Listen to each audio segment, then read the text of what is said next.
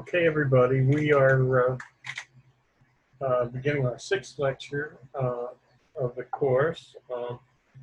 This is lecture 6. It's around 8:10 p.m. in the evening of July 20th, Monday. And what we're going to do is begin the quantity theory of money now. And the quantity theory of money is perhaps one of the oldest set of ideas in economics. Certainly the most controversial. There has been a debate amongst economists for over 100 years contesting the validity or non-validity of the quantity theory of money.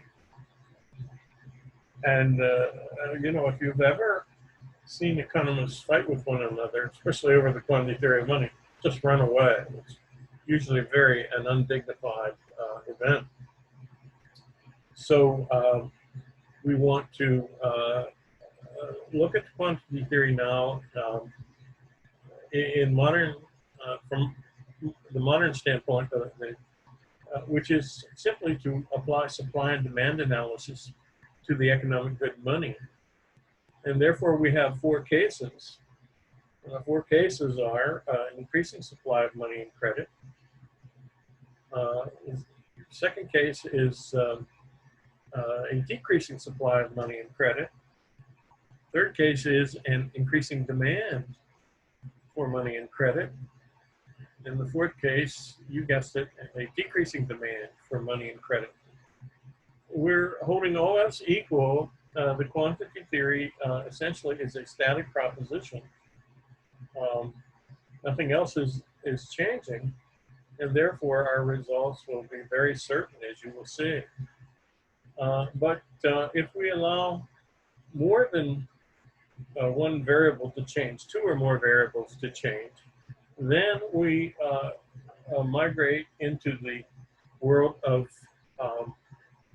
dynamic analysis. We can use the quantity theory in dynamic analysis as well, but other variables may cancel out the case in question. Say the money supply is increasing. If you have tremendous technological advance and innovation resulting in greater productivity, then the tendency for prices to increase may be offset by a stronger tendency, perhaps, of prices to decrease because of the increased productivity due to technological advance and innovation. And therefore, one has to await the results of the number crunching, the collection of data, just to see where one is with regard to prices. Also, the supply of money can be increasing at the same time the demand for money is decreasing. And by the way, that is happening right now. We've had tremendous increases in the supply of money and credit from the Central Bank of the United States trying to combat the coronavirus bust. But at the same time, there's been a huge increase in the demand for money, meaning demand for money for availability of credit. Actually, we call it the demand for liquidity. That's many times the way it's expressed in newspapers. The demand for liquidity is the demand for credit. It's either available or unavailable. And then, many firms are having trouble paying interest and principal expense, and they just demand cash. They want cash. They need cash to prevent insolvency. So there's a tremendous increase in the demand for money, even though the supply of money is increasing all to heck as well. So I should turn this off. I have the air conditioner going. This is one of those really hot days on July 20th. The high was between 90 and 95 and 100 degrees. So sorry about that. I should have kept that off. But anyway, the quantity theory of money is viewed as a static proposition. The difference between static analysis and dynamic analysis is that two or more variables are allowed to change, and therefore you will get different results than the static propositions of the quantity theory. But econometricians want to poo-pah the quantity theory because it is static, by and large static analysis. It can be dynamic as well. But they forget in their models, they usually include static propositions, and everything taken together becomes dynamic. So they are enamored with dynamic analysis, but many of these propositions in their models are static propositions, and therefore the econometrician must allow for static analysis. Don't you see? So we have this great quantity theory of money. Some people reject it, many people do not. And to give you an idea of the difficulty that the quantity theory has had, let's go back to the last 35 years of the 19th century in the United States. And there was what we experienced was a deflation of prices, 2 to 2.5% each year for those years. And the money was of course, the gold and some money substitutes. So banknotes backed in gold, checks backed in gold. So everyone, you look at the price behavior of these 35 years, and also you look at gold mining, and you see that the gold mining is profitable, and the amount of gold is significantly increasing. Yet the prices are decreasing 2 to 2.5%. So somebody comes along and says, Dr. Henry, my goodness, what you're preaching, what you're teaching, the quantity theory of money, is invalid because, well, take that first case of yours, increase the money supply and prices should go up, but prices are going down in the 35-year period from the end of the Civil War to the beginning of the 20th century. And my response is, let's become a little bit more sophisticated than what the question belies. We have the actual world, we account for the many variables changing, and one of the big things is the Industrial Revolution, the second Industrial Revolution in the second half of the 19th century, resulting in tremendous increases in productivity due to technological advance and innovation. So considered alone by itself, technological advance and innovation represents greater productivity, a greater quantity of most goods produced. And that would give us the general deflation of prices. But the money supply also was increasing. So the technological advance and innovation in production offset the tendency to increase prices. In fact, it was a stronger tendency then than the changing money supply brought on by new gold mining. So what are we saying? In a dynamic sense, the accounting for the quantity theory of money and accounting for other variables, well, we get a decreasing price level, if you will, in those 35 years. But that doesn't invalidate the quantity theory of money. Rather, we just account for a dynamic setting, a dynamic situation. But we need those static propositions, case 1, 2, 3, and 4.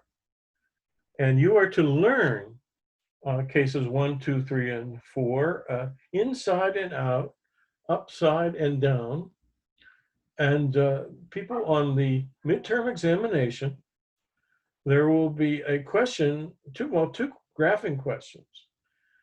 Graph two of the four cases, and I will pick the two cases and specify them. And they will be amount to essay questions.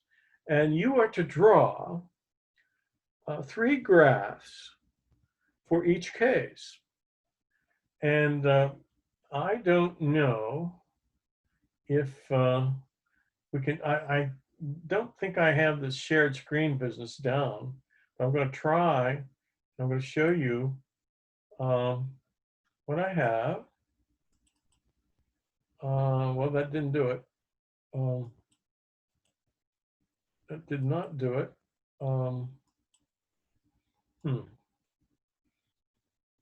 So let's see if we can try it again. Goodness. I'm just not sure how to bring up my screen of graphs other than what we have right here. Where is it? There we are. And I just don't know how to bring it up, and maybe it is up. Maybe you can see it, but I can't. Of course, I have my screen over. I have 3 monitors here, but I'm going to leave that. I'm going to hold on. Where is it? I lost it. Here we are.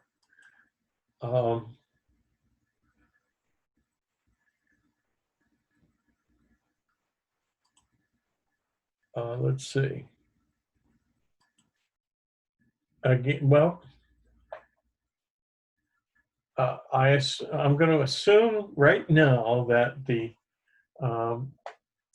3 graphs that I want you to learn about are on the Excel spreadsheet that I have. It's on my 3rd monitor, and you're looking at what would be my 2nd monitor. So I sure hope they're coming through. But I'm going to assume they're not, and describe them to you so you can draw your own graphs. But I want to show you a few tricks now before we get to these graphs. Number 1 is with the price quantity graph, the market equilibrium graph of, let's say, apples. We have on the vertical axis price, and then we have quantity of apples supplied and demanded on the horizontal axis.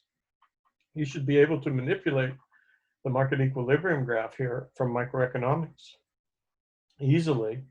But what I want you to do is, instead of putting price level on the vertical axis, I want you to put price level divided by 1. In other words, we're making whatever the price is a ratio, and it's the ratio of describes, a mathematical ratio describes an exchange transaction.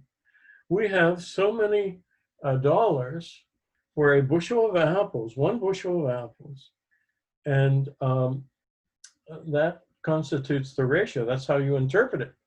But everybody, here's in graphing, if we didn't have any labels on here, we would know that if we just had P over 1 there, we would know that this is the supply and demand curve graph for apples. Why? Because apples are in the denominator. That's what the 1 stands for. And price, which is the numerator, the price of apples is so much money. So money in the numerator and physical bushels of apples in the denominator. Well, the trick here is, in graphing, that whatever's in the denominator, that's what defines the supply and demand curves. Okay, that's what defines the supply and demand curve. So we have, with this price quantity graph, without those apples even on the graph, the word apples, we know that it's the supply and demand curve graph for apples, because apples are in the denominator and the numerator price so much money, This is what we're thinking, our mind is thinking in terms of, what our mind is thinking in terms of. So what I'm going to do now is to ask you to invert the price ratio from P over 1 to 1 over P. And what does that say? Well, apples are in the numerator now, and a certain quantity of money is in the denominator. And so we have our first graph on this screen, which I hope is there, but may not be. The graph for apples was intended as the second screen, and I'll come back to that. But the first graph, the graph that you may not have used before, have not encountered before, is the money supply and money demand graph. And 1 over P, the P is a certain quantity of money, it's the denominator, and the 1 is a certain quantity of apples. So what we're saying is the supply and demand curves are for money, and we're thinking in terms of apples. Well, let's suppose a bushel of apples, the equilibrium price is $3, okay? $3. So the inverse is 1 over $3. So the inverse tells us what $3 will buy. The $3 will buy the numerator, meaning the 1 bushel of apples. So everybody, we have 1 over 3 and what money will buy, and we have a phrase for that in economics, the purchasing power of money. And it's mathematically represented by the ratio 1 over P, 1 over price, or price level. The 1 over P on the vertical axis is the characteristic feature of this graph. So we have the purchasing power of money on the vertical axis, and then we have the quantity of money supplied and demanded on the horizontal axis. And so, so those are 2 graphs of the 3 we need for case 1, and really all 3 cases, same graphs. Of course, the content will be different. The shifts in the curves will be different.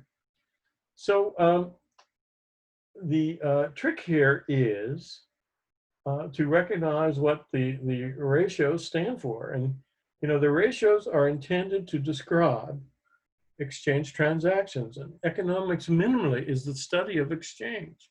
And what we're about here is the study of exchange transactions involving money for sure, and also the non-monetary item, apples.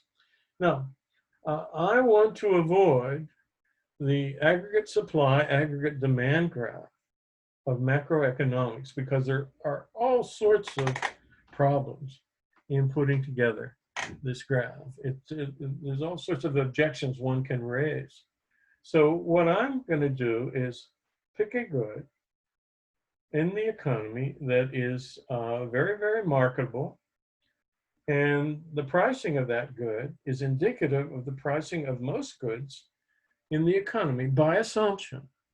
Okay, so I chose apples. I could have chosen bananas or other things, cars, bread, whatever. Okay, I'll choose apples here. So we have the market equilibrium, that is the price quantity graph from microeconomics of the of apples, supply and demand for apples. And then we have the supply and demand for money graph. I'll label that graph 1. Graph 2 is the apple graph. And we have the purchasing power of money on the vertical axis and quantity of money supplied and demanded on the horizontal axis. So what are we saying? Our first case that we want to study is the case of an increasing supply of money and credit. So if you go to the first graph, the money supply graph, where the 2 curves intersect, that represents our initial amount supplied and demanded on the horizontal axis. And we label that point 1. Okay, and so now, and we mark it, let's call it M1, all right, on the horizontal axis. Now, the exercise is to increase the supply of money and credit. So we need a number on the horizontal axis that is going to be greater than 0, M1. Let's call it 0, M2. And so to get M2, we have to shift the money supply curve, which people I have trouble with colors. I think the money supply curve is blue colored and the demand curve is, I think, orange or rust colored. I hope so. But anyway, if we look at the M2, we're going to do another trick. From the point M2, which is to the right, which is greater than M1, we're going to take a perpendicular line segment up to the curve that we are unconcerned with. And we do that, and it intersects the demand curve in this case. And we label the intersection point as point 2. And then we're in position, don't you see, to draw a new supply curve through point 2 that is parallel to the, what do we want to say here, the old supply curve. And don't you see, OM2 represents the quantity of money supplied and demanded. It has increased. So what happens to the purchasing power of money?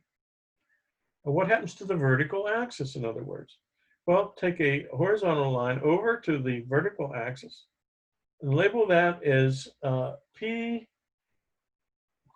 in parentheses, P over 1 subscript 2. P over 1 subscript 2. The purchasing power of money has decreased because we have increased the supply of money and credit, all else equal. And we're not looking at credit yet, but we'll show that again later on. So everyone, we have, therefore, in the first graph, with case 1, the case of an increasing supply of money and credit. Increasing supply of money causes the purchasing power of money to decrease. Now, we're ready for the second graph, but we already know what's going to happen to price. Why? Because the purchasing power of money decreased in the first graph. What are we saying? 1 over P has decreased in amount. And the only way to get the purchasing power of money to decrease is to cause prices to increase. So the P in the denominator increases. And if it increases, then the purchasing power of money, 1 over P, decreases. Mathematically, that's so. Prove it to yourself. Substitute some numbers into the ratio, and you'll see what I mean. So we know that with the first case, in the market equilibrium graph of apples, that people, because they have a greater level of income due to the changing money supply, greater level of income due to the changing money supply, they will demand more apples. And what does that mean? That means that the demand curve for apples in the second graph shifts outward to the right. And again, we use our trick. On the horizontal axis, we have OQ1 as the equilibrium amount of apples purchased. And then because of the changing money supply, OQ2 is greater than OQ1 because we have more income, more money income, other things being equal now. Everything's other things being equal. And then we do our trick. We draw a line segment up to the curve that we are unconcerned with. Unconcerned, I emphasize that. What are we saying? Um, the perpendicular line segment intersects the old demand curve at, I'm sorry, the old supply curve at point 2. We'll call the intersection point 2. And don't you see, we're now in position to draw a new demand curve parallel to the old one. The new one is higher in space than the old one, and we get a higher price at point 2 than at point 1. And that agrees with our conclusion that the purchasing power of money in the first graph has decreased. So there you have it. When one more trick here with the second graph. When we say, when our imagination says we have more income and therefore we will spend more money on apples, when you, in your mind, use the word expenditure or expected expenditures,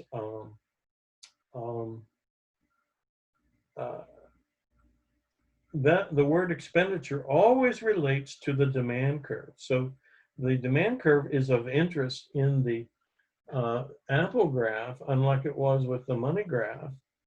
And therefore, we can show the increasing price of apples in that second graph.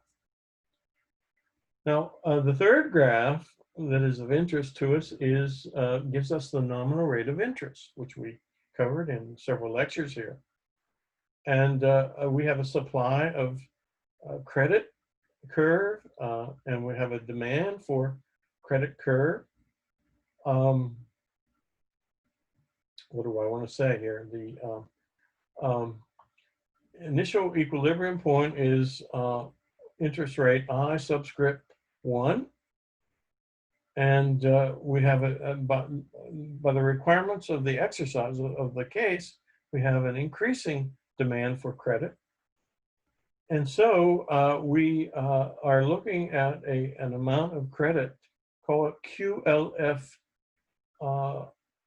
relative to QLF1. What does the QLF stand for? Quantity of loanable funds supplied and demanded. So we're going to have a greater quantity of loanable funds supplied and demanded by virtue of the fact of a increasing not demand for credit, but supply of credit. So I think I made a mistake there. I think I said the demand for credit curve is of interest to us in this third graph, but really it's the supply curve again. The supply of credit is increasing, and let me start again. The supply of credit is increasing relative to point 1 on the horizontal axis.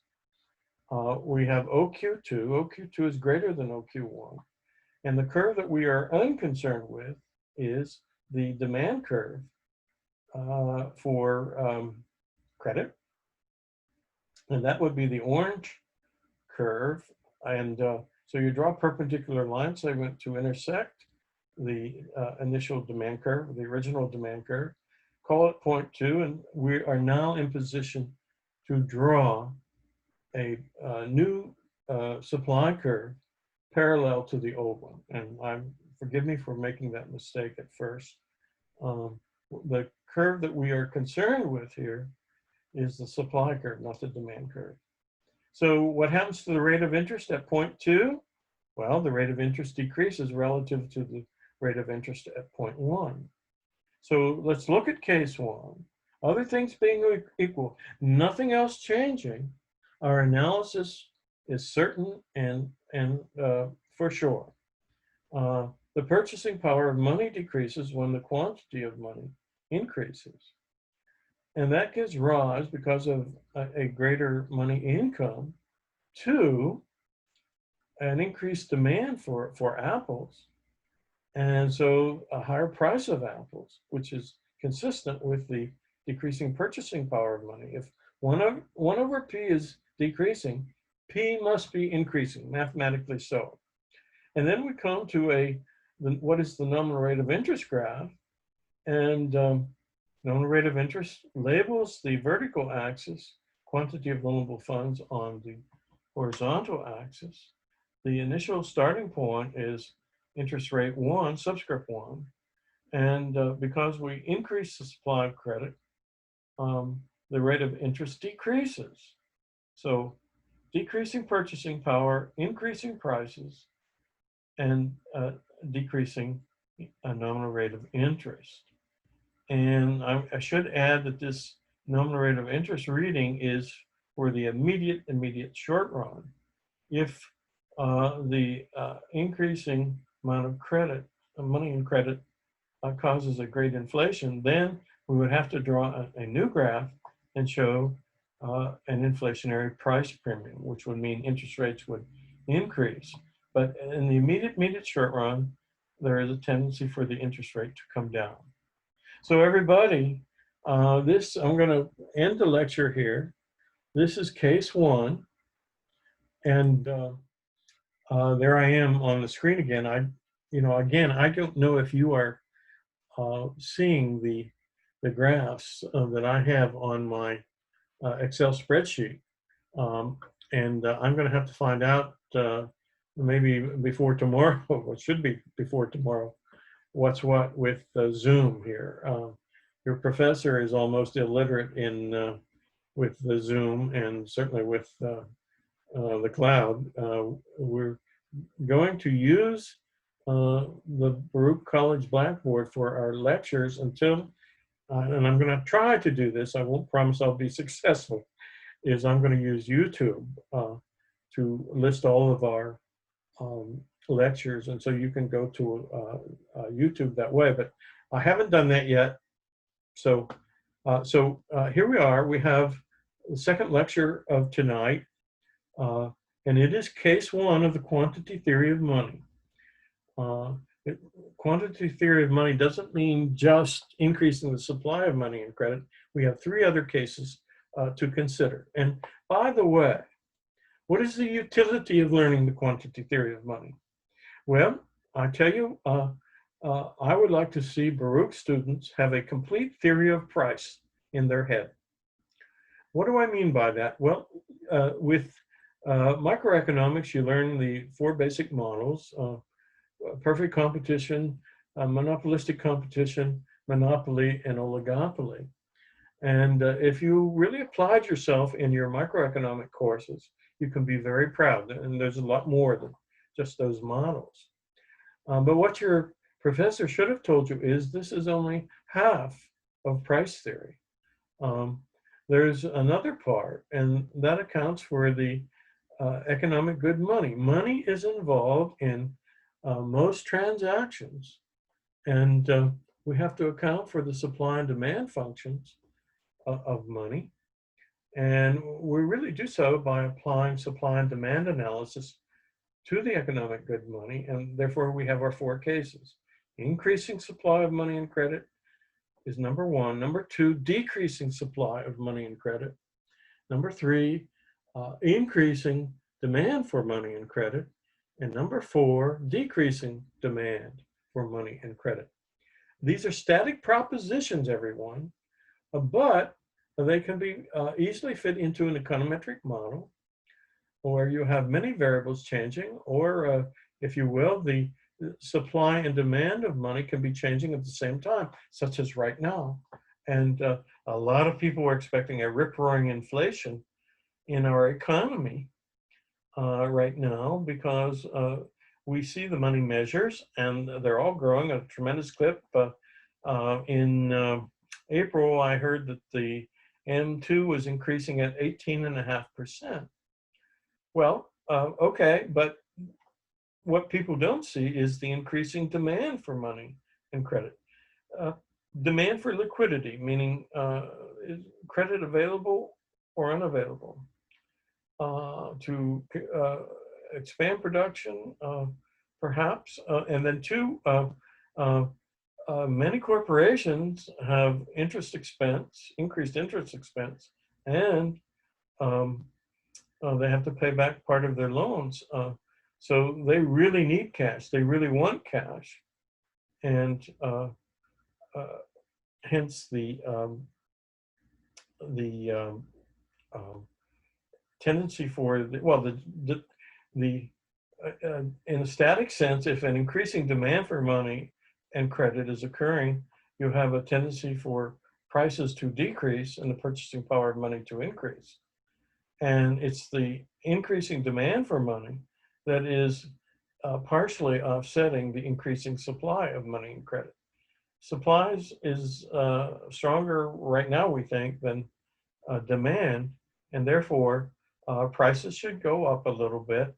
Maybe they'll jump from my 2.1% estimate to 3.1%. But that's not the type of inflation that many economists are predicting. And I hope I'm right, because again, it's very, very difficult to put the inflation genie back in the bottle once it gets out. We don't want higher inflation, in my opinion, but other economists will argue for a greater level of inflation than right now. So I'm done for this evening. I'm going to quit. I'm going to turn off everything. I'm going to end the meeting for all.